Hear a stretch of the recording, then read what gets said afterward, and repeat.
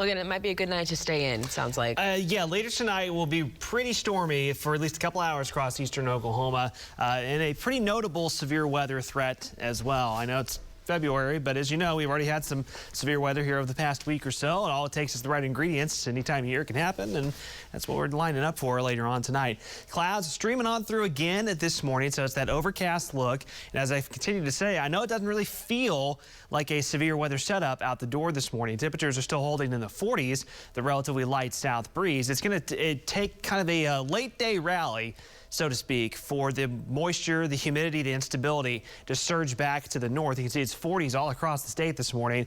There will be some higher moisture across central Texas that comes surging north late today into this evening. That will ramp up the instability. This system, though, is a very powerful system. You may not be able to pick all of the features out here on radar. Again, just some light rain to our south and west. You can see some snows back into portions of the Rockies. This portion of that same system we've been talking about that's been bringing some big weather impacts to California the last few days. There's a lot of wind energy, a lot of wind shear with this system. So that's why as it comes whipping on through here later tonight, that's why it's highlighting a pretty significant severe weather risk, especially across western and central Oklahoma. So what's going to happen is by the late afternoon and into the early evening hours, storms will start. Eastern Texas Panhandle, southwestern Oklahoma, right in there is where the tornado risk is more than likely the highest. But we see these oranges and reds spreading to the east, including northeastern Oklahoma, southeast Kansas. This is more so for a significant damaging wind threat as that squall line surges in tonight. So we'll show you how that looks kind of zoomed in here across eastern Oklahoma. Now, the further south and east you head, notice it drops off to kind of a lower end severe weather risk down towards McAllister, Wilburton, Stigler. Doesn't mean you're out of it at all, but the way this is trending is that this squall line, as it marches through, the further north you head, the more intense it looks like it's going to be in our northern counties. So this afternoon, even through early evening, just some spotty showers and some drizzle.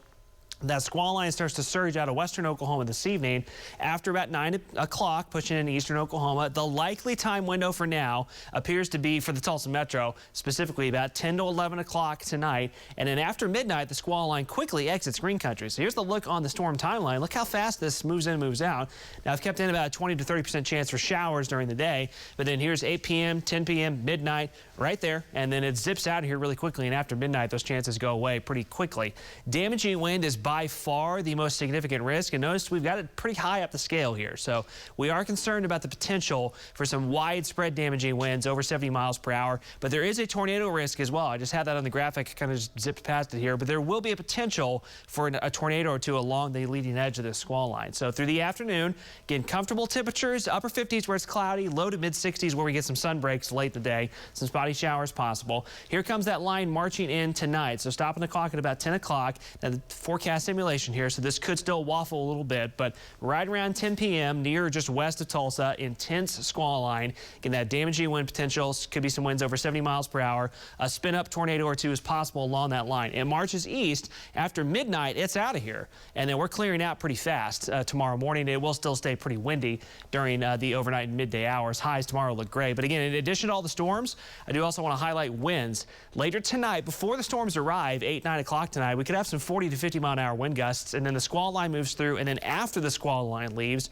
we're still going to have some really strong westerly winds tomorrow morning. So there's going to be about a several-hour window there later tonight where things are going to be rough and tumble one way or another. So stay weather aware. We're going to have our crews here this evening and tonight watching it for you. Again, that exits early in the morning, and then check out Monday and Tuesday. Temperatures back into springtime for the afternoon in the low 70s. Does look like we'll cool things off with another system showing up late in the week.